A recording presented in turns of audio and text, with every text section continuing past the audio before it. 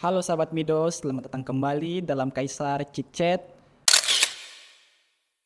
Hari ini sangat spesial karena kita mengadakan podcastnya bukan di kantor imigrasi Makassar. Kita sekarang ada di rumah detensi imigrasi Makassar.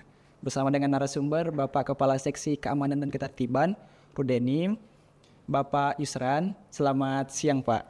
Selamat siang Mas Yusri, selamat siang Sobat Mido. Selamat datang di Rumah Detensi Imigrasi Makassar. Iya Pak. Pak, banyak nih sahabat Mido yang masih bingung terkait perbedaan antara rumah detensi imigrasi dengan kantor imigrasi. Mungkin bisa dibantu jelasin Pak sedikit perbedaannya. Ya, memang ada beberapa perbedaan dan bahkan beberapa pertanyaan-pertanyaan sering masuk tuh terkait paspor di call center kami ya. Jadi mungkin walaupun antara kantor imigrasi dan rumah detensi imigrasi itu sama-sama di bawah naungan Direktorat Jenderal Imigrasi, namun memang antara kantor imigrasi dan rumah detensi imigrasi itu memiliki peran, fungsi, dan tugas serta ada penghuni yang berbeda.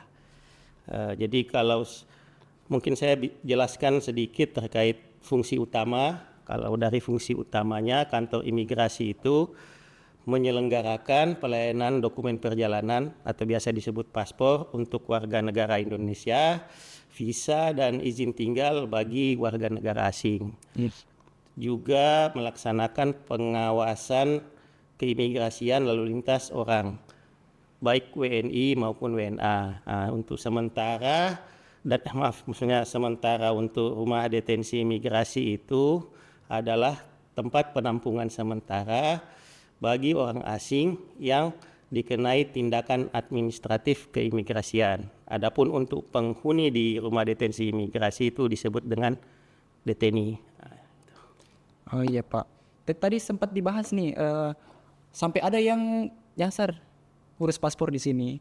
Ini mungkin akibat dari informasi yang belum merata di sahabat Mido terkait perbedaan. Jadi mungkin setelah dijelaskan tadi sudah tidak ada kekeliruan lagi nantinya. Jadi kalau mau urus paspor di kantor imigrasi, kalau mau bertanya tentang pengungsi bisa di rumah detensi imigrasi. Soalnya Pak, Ya, pengungsi kadang juga. di customer service kami juga di Kaisar ada yang menyampaikan keluhan atau bertanya tentang informasi Rudenim Iya. terkait pengungsi. Jadi kami biasa arahkan ke sini. Ya, betul sekali, betul sekali. Memang salah satu tugas dari Rudenim itu juga pengawasan terhadap pengungsi. Iya Pak. Izin Pak ngomong-ngomong, tadi kan kami udah keliling. Kira-kira pengungsi yang sekarang itu sudah ditempatkan lagi ya di Rudenim ini? Ya, betul sekali. Jadi memang sejak tahun 2018 kalau itu pengungsi itu sudah tidak lagi ditempatkan di dalam rumah detensi imigrasi. Adapun untuk rumah di Makassar sendiri itu pengungsi itu ditempatkan di beberapa titik yang biasa disebut community house. Itu ada 13 community house yang tersebar di Kota Makassar. Namun pengawasannya tetap di bawah rumah detensi imigrasi bersama-sama dengan Satgas Penanganan Pengungsi Kota Makassar. Dan kalau memang ada pelanggaran pengungsi ini, tetap mereka akan dibawa ke Rudenim untuk ditempatkan di sini. Ya, Oh gitu ya Pak. Jadi Rudenim ini punya beberapa CH. Jadi itu kan CH ada beberapa Pak. Terus kalau misalkan dalam lingkup wilayah kerja, Rudenim Makassar itu sejauh apa wilayah kerjanya Pak? Saat ini kami wilayah kerja ada 5 provinsi. Yang pertama jelas Sulawesi Selatan, terus Sulawesi Barat, terus juga Sulawesi Tenggara juga.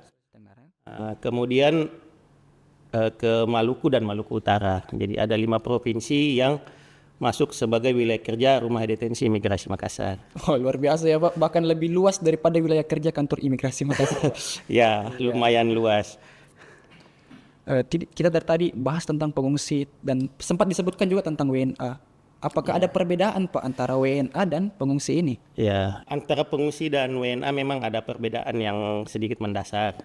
Jadi pengungsi itu adalah orang asing yang mereka terpaksa meninggalkan negaranya karena nyawa mereka terancam. Nah, mereka tidak bisa dan tidak mau kembali atau pulang ke negaranya dikarenakan alasan keselamatan. Nah, karena negara mereka tidak bisa melindungi mereka, bahkan kadang menjadi pelaku persekusi, nah, mereka larilah dari negaranya. Nah, pengungsi ini berada di bawah pengawasan Badan Pengungsi PBB atau biasa kita sebut UNHCR. UNHCR. Ya, adapun negara kita Indonesia saat ini bukan merupakan negara yang menandatangani Konvensi Pengungsi 1951. Jadi kita hanya sebagai berfungsi sebagai negara transit sementara. Nah, para pengungsi ini tidak bisa jadi warga negara kita dan mereka tidak bisa menetap selamanya. Mereka hanya sementara di sini menunggu sampai mereka dipindahkan atau ditempatkan di negara ketiga yang mau menerima mereka seperti Amerika, Kanada, Australia, dan Eropa. Nah, pengungsi ini biasanya tidak ada dokumen perjalanan, mereka tidak memiliki paspor.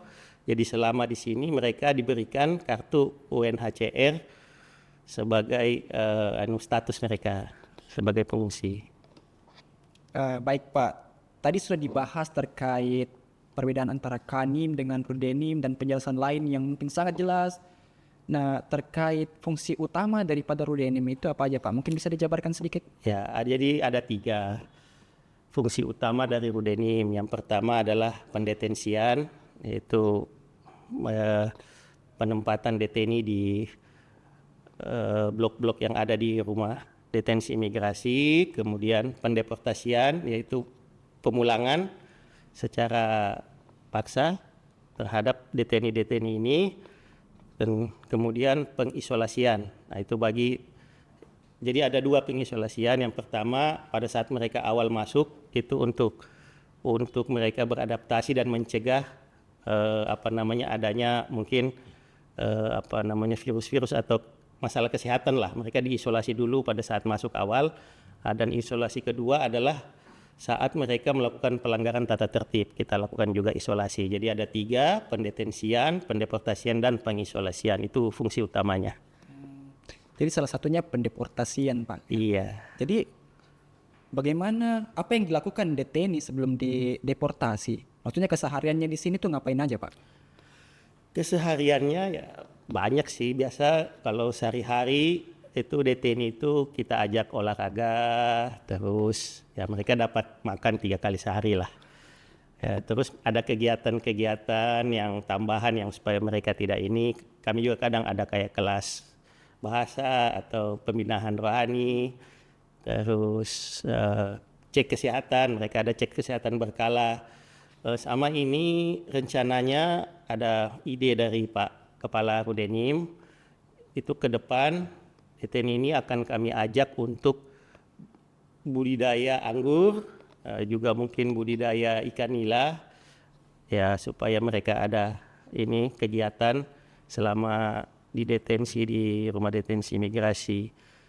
Namun kalau untuk kedepannya kalau hal ini sukses, mungkin kita akan memperlebar bukan cuma deteni, mungkin masyarakat yang statusnya miskin ekstrim di sekitaran Rudenim ini kita libatkan juga, untuk kita ajak juga untuk budidaya tadi itu.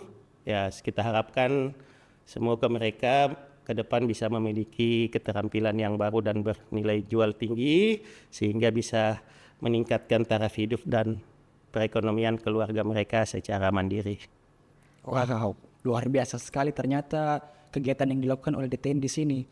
Saya tidak nyangka Pak, ternyata sebanyak itu ya dan sebermanfaat itu kegiatan yang ada di sini. Dan kegiatan ada di Rudenim ini juga sangat mengutamakan namanya HAM. Mereka diberi makan, itu pasti. Olahraga juga. Ya, itu pasti. Kegiatan-kegiatan bermanfaat lain yang ketika mereka lepas dari sini setidaknya mereka punya skill. yang akan mereka bawa kehidupan sehari-harinya nantinya. Iya. Iya Pak. Ini mungkin ada sedikit saya penasarannya Pak. CPNS yang ditempatkan di Rudenim itu kerjanya ngapain aja Pak? Ini mungkin buat sahabat Mido yang tertarik untuk mendaftar di Rudenim supaya mereka punya gambaran.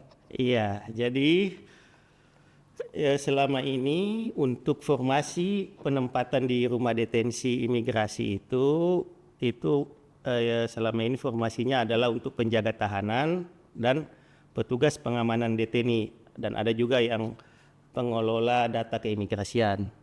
Jadi di rumah detensi imigrasi Makassar ini ada 3 seksi dan 1 subbagian. Nah, jadi yang pertama ada seksi keamanan dan ketertiban, seksi Kamtib. Nah, yang kebetulan saya selaku kasihnya.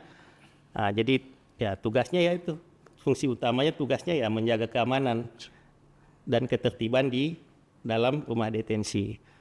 Di situ tugasnya salah satu mengatur jadwal penjagaan, terus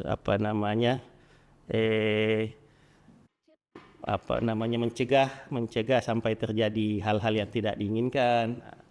Terus yang kedua ada namanya seksi perawatan dan kesehatan. Biasa disingkat seksi perkes lah. Jadi seksi perkes ini tugas utamanya yang menyiapkan kebutuhan dasar dari deteni ini, ya salah satunya tadi makan 3 kali sehari, terus kesehatannya, sama mungkin ada perlengkapan untuk di blok-bloknya itu disiapkan oleh Perkes. Terus seksi yang satu lagi yang ketiga ada seksi register administrasi dan pelaporan. Nah, ini terkait register, terus administrasi mereka pada saat masuk, pada saat keluar, seperti itu.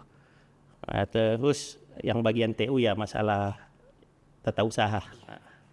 Jadi itu ada empat seksi dan bagian, ya di situ termasuk tugas-tugas dari teman-teman yang nanti kalau ada formasinya penjaga tahanan dan pengamanan deteni, ya tugasnya seperti itu. Ya baik Pak. Jadi tupoksinya itu saya highlightnya di bagian keamanan dan ketertiban salah satunya. Itu kita juga penegakan hukum di situ Pak. Jadi ini mirip-mirip yang ada di di kantor imigrasi Makassar. Ya kita itu tempatnya di bidang intelijen dan penindakan. Tapi kita ke WNA. Kalau di Rudenim itu di pengungsi dan deteni. Deteni, betul. Deteni. Untuk di deteni di rumah detensi imigrasi itu sendiri, ada nggak Pak batas jangka waktu yang diberikan kepada mereka untuk menetap di situ? Ya, jadi untuk deteni yang mungkin ada di rumah detensi imigrasi itu mereka tinggal ditempatkan di rumah detensi imigrasi sampai proses tindakan administratif keimigrasian atau TAK-nya selesai dilaksanakan, biasanya setelah dideportasi. Nah, jadi tinggal sampai dideportasi.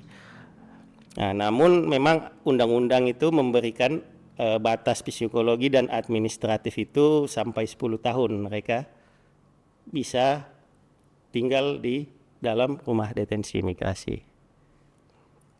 Berarti 10 tahun Pak? Iya. 10 tahun. Kalau misalkan lebih dari 10 tahun, mereka ngapain? Kalau di atas 10 tahun itu deteni itu akan bisa dapat izin untuk berada di luar rumah detensi imigrasi, ya itu sebagai alternatifnya, ya namun tetap pengawasannya tetap dilaksanakan pengawasan keimigrasian secara berkala. Oke. Kalau di Rudenim itu Pak, pernah nggak ada yang sampai lebih dari 10 tahun? Untuk Rudeni Makassar ya? Rudenim Makassar. Ya, untuk Rudeni Makassar sampai saat ini belum ada. Ya, yang paling lama itu untuk saat ini yang paling lama berada itu sekitar 3 tahun lebih. Belum ada yang sampai 10 tahun. Gitu ya Pak. Iya. Baik sahabat Mido, pada segmen kali ini kita akan menjawab pertanyaan dari sahabat Mido yang ada di sosial media kita, yang masuk di sosial media kita, baik itu di WhatsApp, di Instagram, Facebook, dan lain-lain. Jadi kita ada beberapa pertanyaan nih Pak. Boleh mungkin bantu silakan dijawab ya Pak. Oke, boleh. Pertanyaan pertama itu ada dari WhatsApp Pak. Dari WhatsApp, dari nomor WhatsApp, ya. 088 sekian. Pesannya seperti ini Pak, teman saya dari Australia, dia ingin datang ke Makassar untuk menetap. Baru 2 bulan perginya, sebelumnya dia orang imigran, tapi dia ingin kembali ke Indonesia menetap. Bagaimana nih Pak, kalau misalkan ada orang yang telah dipindahkan ke negara ketiga, namun dia ingin kembali ke Indonesia? Iya. Ya, jadi memang untuk pengungsi, ini pengungsi ya? Iya. Pengungsi yang sudah mendapatkan, ya bahasanya resettlement lah. Resettlement itu penempatan di negara ketiga. Contohnya kayak ini kasus Australia. Ini kasus yang disampaikan oleh sahabat Mido ini, Australia. Dia sudah mendapatkan penempatan di negara ketiga di Australia. Nah, terus dia pengen balik ke Indonesia. Jadi memang pengungsi-pengungsi ini pada saat dia ditempatkan di negara ketiga, mereka itu tidak serta-merta mendapatkan kewarganegaraan dari negara tersebut. Ada beberapa kebijakan-kebijakan tergantung negaranya, ada yang 3 tahun, ada yang 5 tahun, tinggal baru bisa dapat kewarganegaraan. Biasanya mereka baru hanya dapat itu permanent resident, belum dapat kewarganegaraan. Nah, jadi kalau belum dapat kewarganegaraan kan itu belum bisa mengajukan paspor kan, berarti mereka belum punya paspor di negara ketiga ini. Nah, biasanya mereka dapatnya itu certificate of identity, ada dikeluarkan oleh negara ketiga ini yang menerima mereka ini. Nah, jikalau mereka masuk kembali ke Indonesia, mereka bisa menggunakan itu certificate of identity. Nah, masuk ke sini tapi mereka harus ada penjamin, harus ada sponsornya. Untuk bisa, tentu jangka waktunya dia tidak bisa menetap juga ini ya, ada masanya juga dia bisa berkunjung ke Indonesia. Dia tidak bisa menetap ya Pak? Iya. Mungkin dia ingin kembali ke Indonesia karena dia lebih nyaman di sini Pak. Nyaman ya, ya dia. Iya, Pak. Memang sih Indonesia orangnya baik-baik dan ini jadi Seperti yang Bapak sampaikan tadi, yang diberi makan, diberikan kegiatan-kegiatan bermanfaat, diasah kompetensinya. Iya, Apa sih yang kurang di Indonesia? iya, iya, iya. Siapa? Jadi pertanyaan terakhir dari Instagram. Ini ada komentar. Saya ingin melaporkan pengungsi. Di mana nomor yang bisa saya hubungi? Barusan saya ditipu dan motor saya dibawa kabur entah kemana. Mohon petunjuknya Bapak Ibu. Kalau ada case seperti ini, masyarakat bisa melapor kemana Pak? Iya, jadi kami punya nomor call center Humas. Bisa ke nomor 0812 111 4660. Ya, jadi teman-teman yang mungkin ingin melaporkan jikalau terjadi melihat atau mengetahui ada pelanggaran-pelanggaran dari pengungsi bisa ke nomor tersebut atau mungkin bisa datang ke kantor ke rumah detensi imigrasi Makassar di Jalan Lembaga Bolangi Goa ya. Bisa juga melalui apa namanya? Sosial media WA, Instagram dari Rumah Detensi Imigrasi, mungkin nanti bisa ditampilkan di pop-up ya. Oke. Baik, terima kasih banyak penjelasannya Pak. Sangat jelas dan sangat informatif buat sahabat-sahabat Mido juga. Ya, sama-sama. Ya. Sahabat Mido, saat ini tidak terasa kita sudah sampai di segmen terakhir. Kami pamit undur diri. Sampai jumpa di Kaisar Chit Chat selanjutnya. Sampai jumpa, sahabat Mido.